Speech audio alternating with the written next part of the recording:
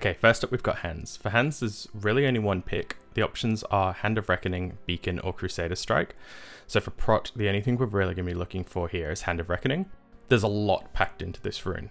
The first effect that it does is it's going to unlock the Taunt ability for us. So taunts the target to attack you, but has no effect if the target is already attacking you. And then it does a lot of things passively as well. So while you know this ability, the bonus threat from Righteous Fury is increased to 80%. So if we look at original Righteous Fury, which is unaffected by this rune, it increases our threat by 60%. Now, this Righteous Fury is then affected by a talent in the protection tree called Improved Righteous Fury. So this increases the amount of threat by 50%, and this multiplies. So originally we had 60% bonus threat, and then with Improved Righteous Fury, that goes up to 90%. So with the change now, this is going to get improved up to 80%, and then improved again by Improved Righteous Fury. So that should give us, if my thinking is correct, a total of 120% bonus threat, up from 90%. So now for every point of holy damage we do, we're going to get 2.2 threat, up from 1.9. So that's a nice little bump for our overall threat, and something that I'm definitely happy for. One of the main issues with Paladins is we don't scale very well with spell power. So compared to like a warrior tank, for instance, the scaling for the threat is really good, and this is a very, very nice little bump to keep our threat in line. So we'll talk about some more stuff in a moment, especially when it comes to our talent build at 25, because we may not have this Improved Righteous Fury talent, but it's something that we will get down the line. It's 100% a take, and it's going to increase our scaling into the late game. Okay, so the next part of the talent reads, Righteous Fury causes you to gain mana when healed by others equal to 25% of the mana healed. Now this is a lot of mana, and basically the way they've tuned this, it should, when we're main tanking, just give us infinite mana. So if we look at, this is when I used to main tank Patchwork in 2019 WoW, whatever you want to call that now, Era Classic, we can see the damage that I was taking here is about 1600 damage per second. If we do some quick math on that, that's 400 mana every second for the healing that I'm taking. We normally work in MP5 when we talk about mana regen, so it's 2000 MP5. With your main tanking Patchwork, obviously not every damage curve is going to look like that, but we can assume unlimited mana when tanking raid bosses at least, which is really nice because I used to have to get innovates and whatnot when I was tanking Dark Rune on cooldown. This is just a brilliant change. The second last part of this reads, additionally, while Righteous Fury is active, damage which takes you below 35% health is reduced by 20%. So it will be interesting to see which implementation of this we get. There's been two different versions of this Ardent Defender type talent. So the first one, which was in TBC, I meant to say TBC here, not Wrath, was affected by something called leapfrogging. And in this situation, say for instance, you had 10,000 health and you were at 36%, and you were going to take a hit for 36% of your health pool. In this situation, in the TBC iteration of the talent, you would drop to 0, this talent would not kick in, and you would get one shot. In Wrath, it was changed to proactively be affected by damage that would take you below 20%. So with the Wrath version of this, if you were at 36% health and you took a swing for 36% of your health, you would actually survive on about 5% because the talent would kick in. So it's a good passive anyway. Like, we're getting this for free basically because the hand slot is 100% getting Hand of Reckoning on it. We'll have to do some testing once we're in. We'll have to discover what version of this talent we get. Either way, it's good. Both are great for AoE farming or dungeons. Just the TBC version of this did struggle with leapfrogging with hard-hitting bosses, so it wasn't the strongest. The final read on here is Righteous Fury will remain active until cancelled. I know we've all been guilty of not putting Righteous Fury on. There was actually a raid boss, I think it was Run in AQ40, that I tanked without Righteous Fury on the Prot Paladin, and after that I made a weak aura that called me an idiot every 2 seconds when Righteous Fury wasn't active. So nice little quality of life change there. Right, so next up, let's have a look at the chest glyphs. So first we've got Horde of Lauder on. So this is just a battle type ability that basically replaces the Shaman Totem. Gives strength and agility Can't see us ever using this, honestly. Exclusive of Blessing of Might. And honestly, if we are actively tanking something, we're going to want one of the other talents. So this is not for us. Okay, so next up we've got Seal of Martyrdom. So since it was announced this has been changed, it used to be a cleave seal, it's now single target. It does 30% weapon damage to the target. I don't know if it does it as holy damage or as physical. If it does physical damage, it's completely useless for us. It also makes us lose 10% of our health based on the damage inflicted.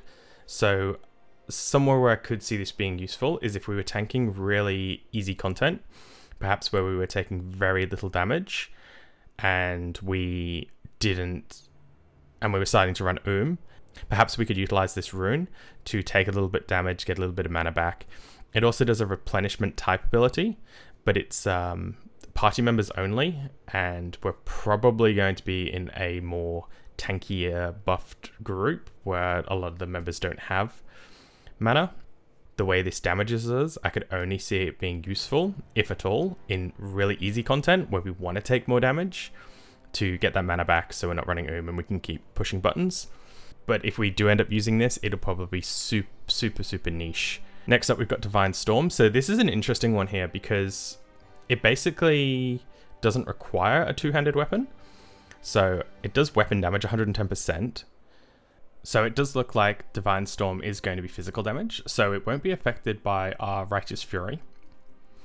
However, it will give us a way to scale 1-to-1 with any strength and agility on our gear.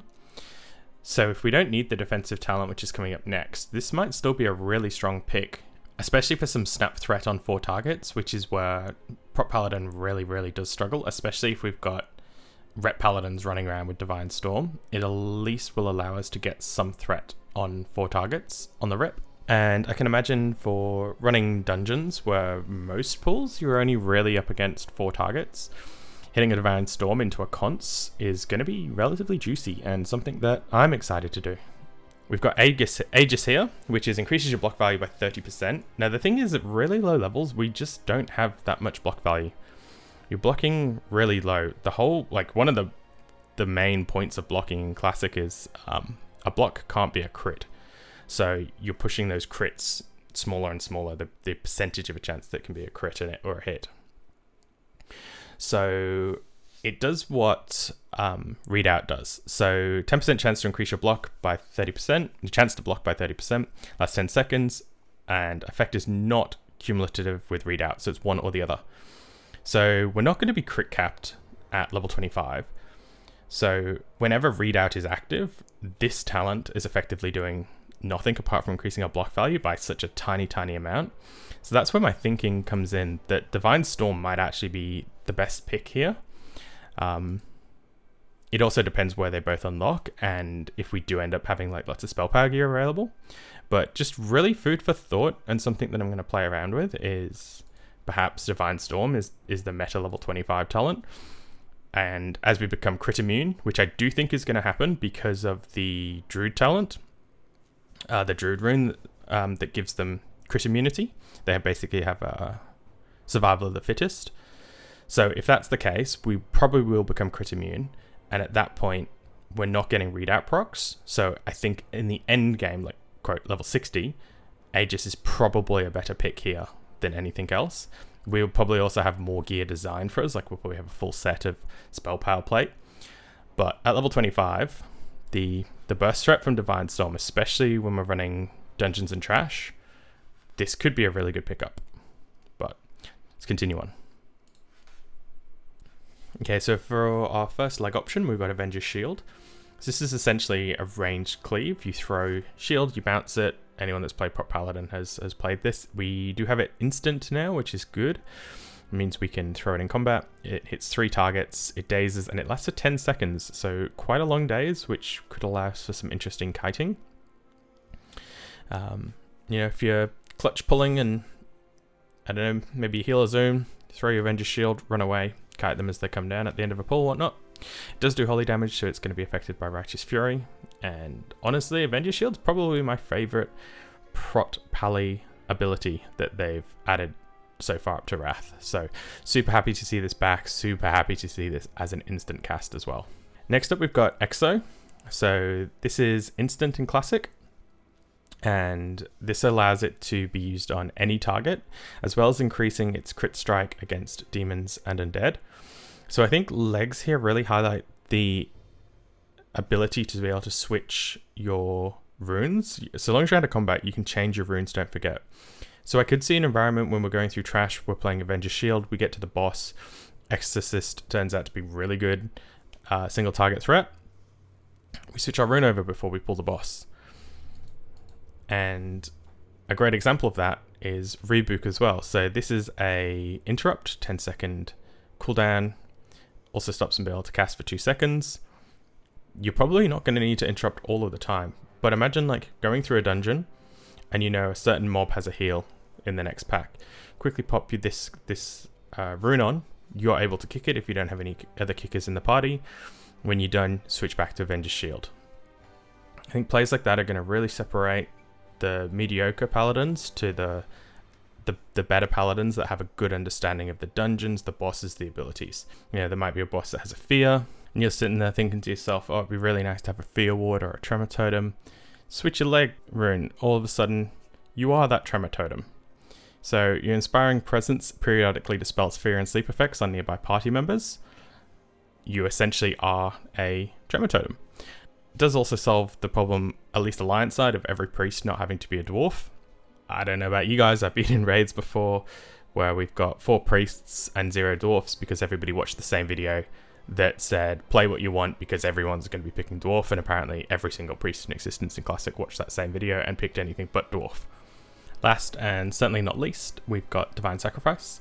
So this is the original Wrath version of this, where it was literally an AoE sacrifice, not the traditional raid wall.